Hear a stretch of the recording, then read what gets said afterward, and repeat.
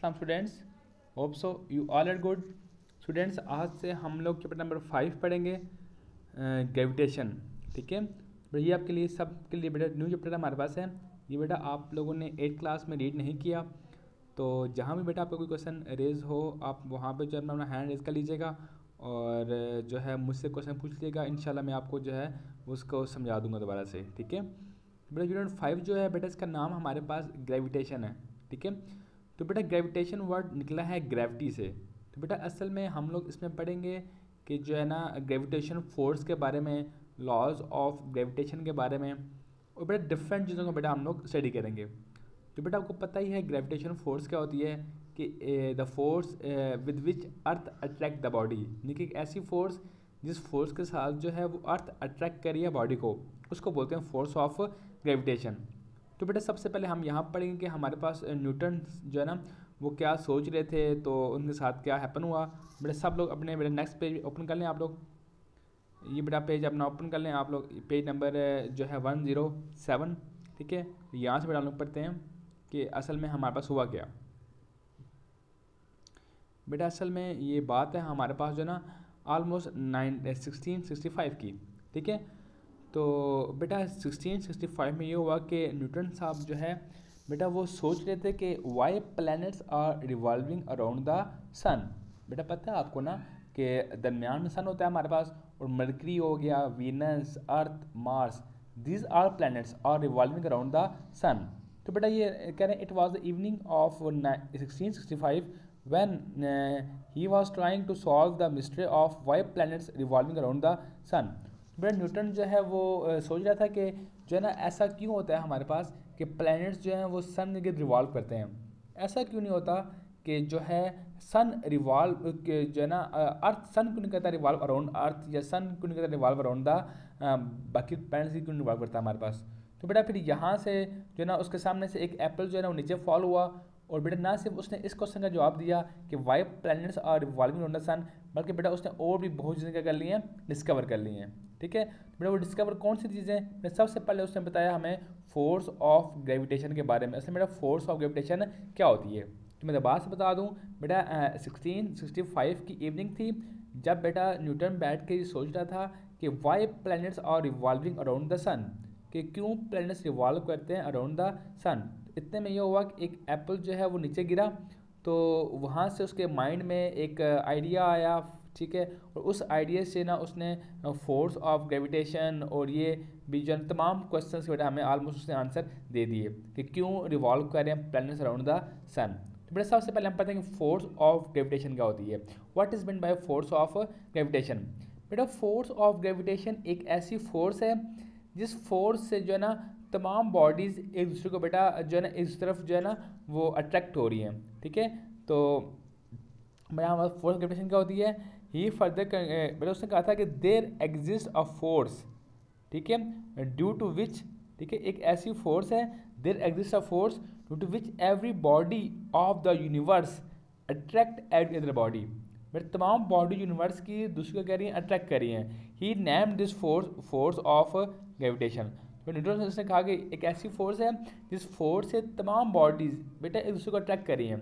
जैसे बेटा तमाम बॉडी मतलब ये है कि ना सिर्फ अर्थ अट्रैक्ट कर रही है बॉडीज़ को, बल्कि बेटा तमाम बॉडीज़, ठीक है, आपको जो कमरे की चेयर्स हैं, टेबल्स हैं, वॉल्स हैं, रूम हैं, ठीक है, जो तमाम जो चेयर आपके पास है ना बेटा वो तमाम एक दूसरे को अट्रैक्ट कर रही हैं बेटा एक फोर्स के साथ, और उस फोर्स का नाम क्या है, फोर्स ऑफ ग्रेविटेशन। लेकिन बेटा असल में वो फोर्स हमें फील नहीं हो रही।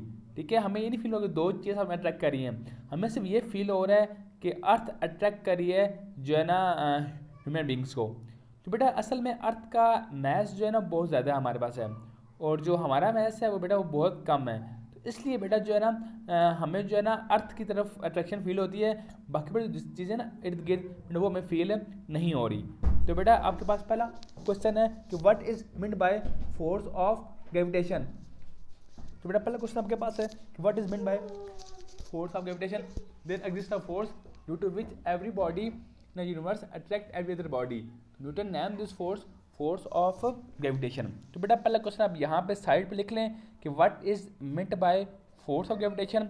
ये जो मैंने लिखी है ना हाईलाइट, बट ये इसका आंसर होगा there exist a force due to which every body in the universe attract every other body.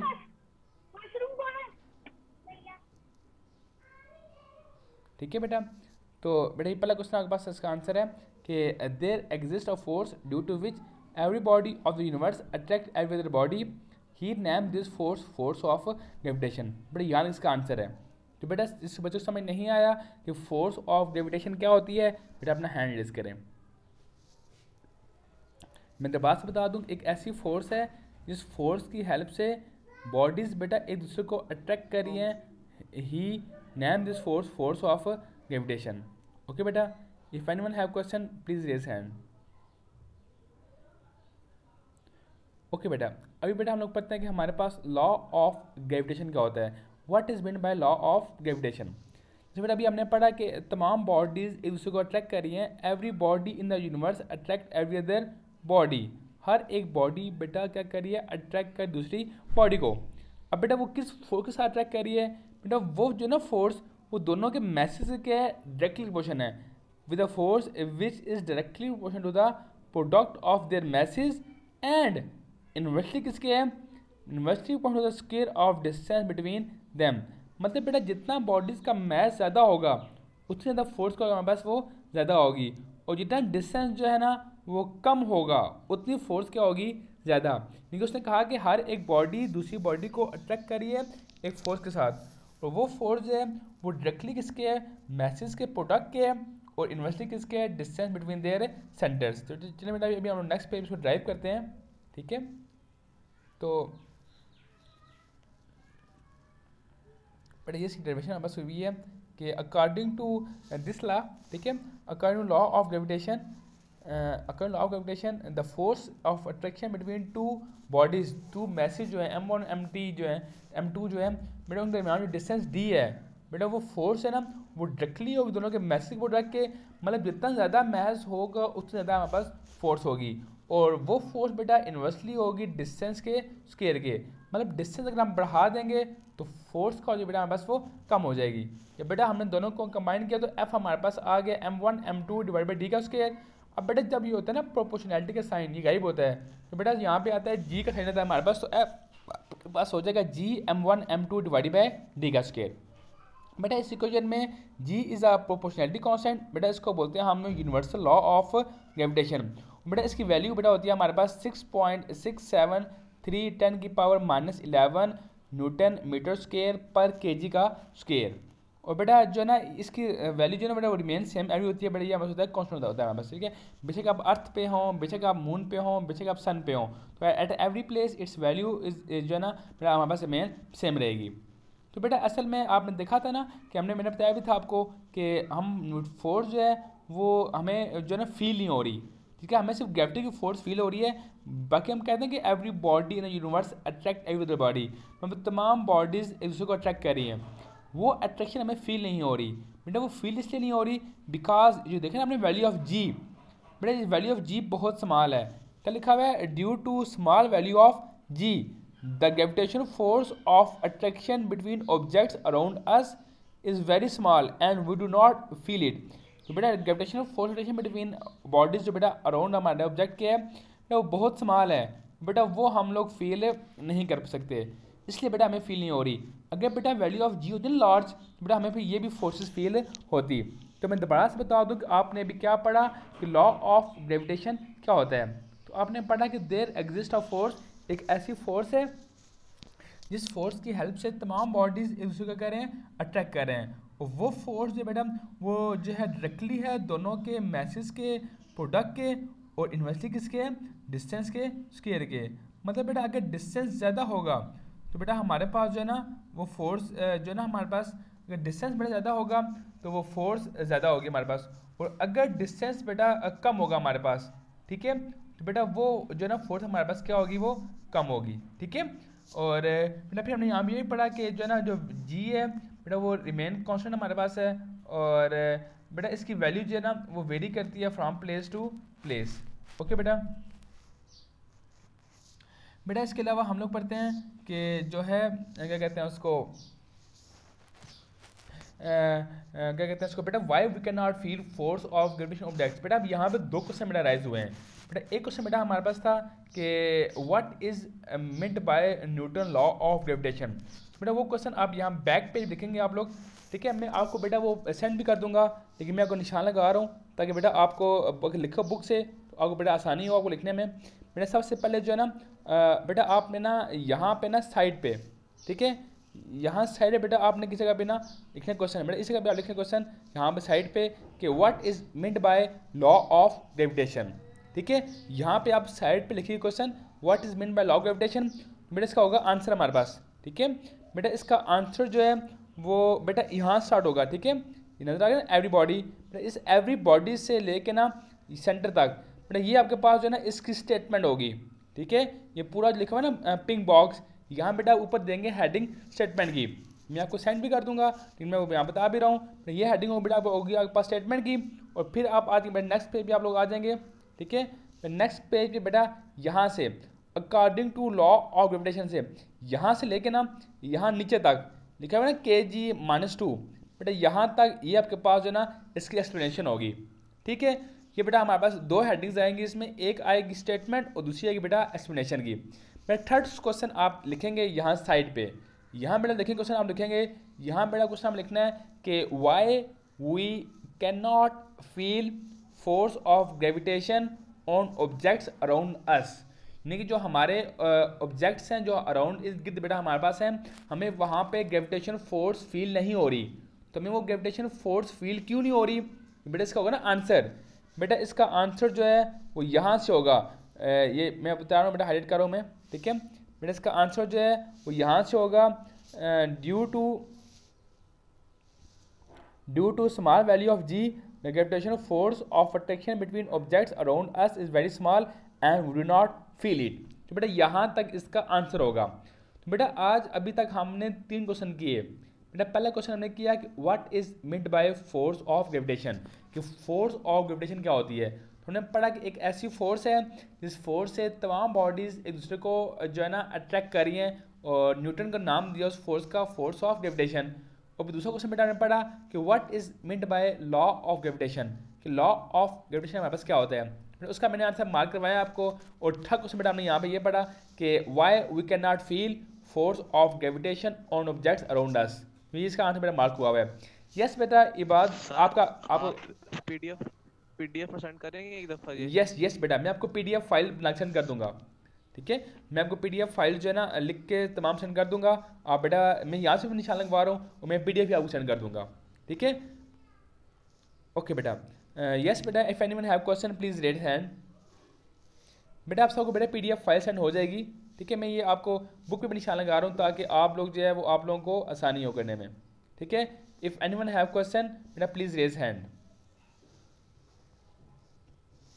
Okay बेटा अभी हम नेक्स्ट क्वेश्चन पढ़ते हैं कि असल में न्यूटन का जो है ना लॉ ऑफ ग्रेविटेशन और न्यूटन के थर्ड लॉ में असल में कोई कंसिस्टेंसी है या नहीं है। तो बेटा आपने पढ़ा था कि जो है ना एक थर्ड लॉ बेटा हमें कहता था कि action and reaction are equal in magnitude and opposite in direction. Yes बेटा मोहम्मद कासिम बेटा आपने हैंड रेज किया। सर ये जो आप निशान लगा रहे हैं ये कॉपी पे उतारना है या आप पीडीएफ भेजेंगे? बेटा यही कॉपी उतारने हैं। मैंने इन्हीं की ना मैंने पीडीएफ फाइल भी बनाई है, तो मैं अभी आपको सेंड कर दूंगा ताकि अगर आपको कोई मसला हो यहाँ से निशान लगाने में तो आप वो पीडीएफ लिख लें। आप बिल्कुल सेम बेटा वही चीज़ होगी कि मैं यहाँ बोल रहा हूँ और जो मैं वहाँ पीडीएफ सेंड करूँगा बेटा बिल्कुल सेम चीज़ होगी। मैं यहाँ भी इसके साथ निशान लगा रहा हूँ ताकि आप लोगों को भी आसानी हो, बुक पे निशान लग जाए और कॉपी बेटा आपको लिखने में भी आसानी हो, ठीक है। पीडीएफ फाइल भी आ जाएगी और बुक से बेटा आप निशान लगाएं, दोनों काम बेटा मैं करूँगा, ठीक है। अच्छा बेटा अभी टॉपिक हमारे पास है कि लॉ ऑफ ग्रेविटेशन क्या होता है और न्यूटन का थर्ड लॉ क्या कहता है हमें। बेटा थर्ड लॉ में ये पढ़ा था कि जो है ना मैंने कहा था कि every body in the universe attract every other body, sorry third law बेटा ये था हमारे पास कि action and reaction are equal in magnitude and opposite in direction. तो बेटा एक्शन और रिएक्शन मैग्नीट्यूड में इक्वल है लेकिन डायरेक्शन बेटा उनकी आज ज़रा ऑपोजिट थी हमारे पास, ठीक है। तो बेटा हमने उसमें ये पढ़ा था कि जो है ना तो बेटा हमने पढ़ा था कि क्या कहते हैं उसको, यानी कि अगर बॉडी है ना एक एक्शन कर रही है तो उसका रिएक्शन भी होगा। ओके बेटा लेट्स सपोज कर लो जो एक्शन वाली फोर्स है बेटा उसको हम कह दें जो है ना हमारे पास है जो M1 अट्रैक्ट है बेटा M2 को, बेटा उसको हम कहते हैं एक्शन वाली फोर्स, और जो M2 अट्रैक्ट करे M1 को उसको हम कहते हैं रिएक्शन। तो M1 और एक्शन और रिएक्शन क्या हो गया आपस में इक्वल हो गए। तो मतलब बेटा न्यूटन का लॉ ऑफ ग्रेविटेशन और थर्ड लॉ दोनों बेटा बात एक ही कह रहे हैं। मैं तो बात बता दूं, ठीक है बेटा लेट्स सपोज, ठीक है कह रहे हैं it is noted that M1 attracts M2 towards it with the force F and M2 attracts M1 towards it with the force F but opposite in direction। मतलब कि M1 भी अट्रैक्ट कर रहा है M2 को और M2 भी attract कर रहा है M1 को, both are equal in magnitude but opposite in direction. अब बेटा जो था ना थर्ड लॉ, बेटा थर्ड लॉ भी कहता था कि एक्शन और रिएक्शन आपस में क्या इक्वल होते हैं। तो अगर बेटा हम ये जो M1 कर रहा है अट्रैक्ट M2 को इसको हम एक्शन कहते हैं, और जो M2 कर रहा है M1 को अट्रैक्ट उसको हम रिएक्शन कहते हैं। तो both forces are equal in magnitude and opposite in direction.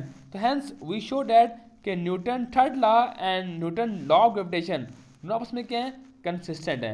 बेटा इसका ये पूरा पैराग्राफ हमारे पास क्या होगा आंसर होगा, और बेटा से क्वेश्चन होगा कि is Newton third law and Newton law of gravitation consistent. क्या न्यूटन का थर्ड लॉ और लॉ ऑफ ग्रेविटेशन उसमें कंसिस्टेंट है। इसका आंसर क्या है यस। बेटा अगर हमने M1 जो अट्रैक्ट कर रहे हैं M2 को उसको बेटा हम कहते हैं एक्शन, और जो M2 अट्रैक्ट कर रहे हैं M1 को उसको कहते हैं रिएक्शन। तो both forces are equal in magnitude open direction. Sir action reaction बेटा इक्वल हो गए, तो ये बेटा आपस में क्या है कंसिस्टेंट है। इसका आंसर यहाँ से यहाँ तक है। क्वेश्चन क्या है इसका, is Newton third law and Newton law of gravitation consistent. तो बेटा आज हमने यहाँ तक पढ़ना था। बेटा एनीवन बेटा किसी बच्चे को कहीं से भी कोई क्वेश्चन मसला है, बेटा जो क्वेश्चन हमने रीड किए बेटा अपना हैंड रेज करें, मुझसे पता करें। यस बेटा अपना आप हैंड रेज कर सकते हैं इफ़ एनीवन हैव क्वेश्चन। इतना बेटा आपने क्वेश्चन टॉपिक रीड किए, बेटा किसी बच्चे को कहीं से भी कोई मसला है बेटा अपना हैंड रेज करें आप लोग।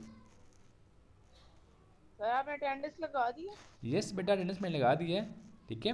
तो मैं क्वेश्चन कह रहा हूँ कि आप जिस बच्चे को बेटा कहीं से कोई मसला है बेटा अपना हैंड रेज करें। If anyone have problem please raise hand.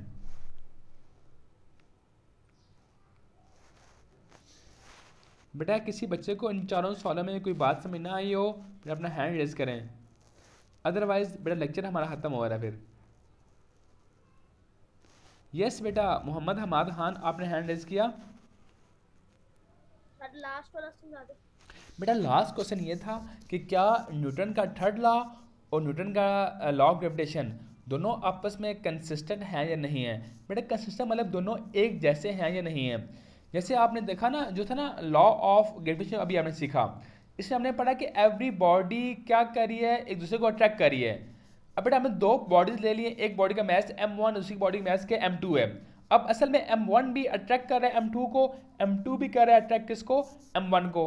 जो M1 कर रहा है अट्रैक्ट M2 को उसको कह दिया हमने एक्शन, और जो M2 के कर रहा है अट्रैक्ट M1 को उसको कह दिया हमने रिएक्शन।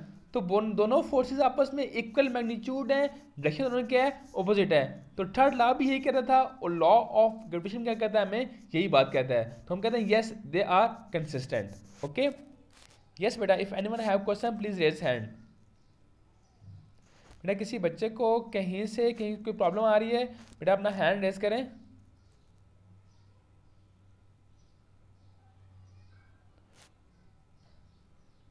यस बेटा मोहम्मद एहसन शहजाद।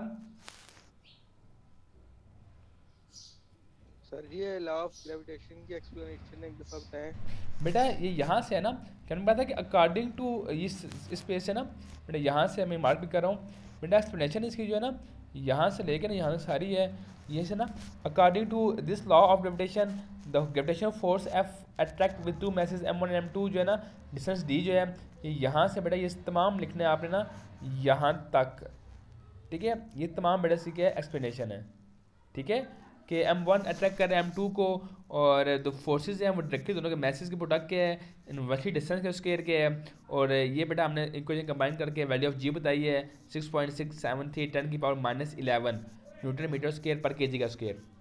यस बेटा if anyone have question please raise hand.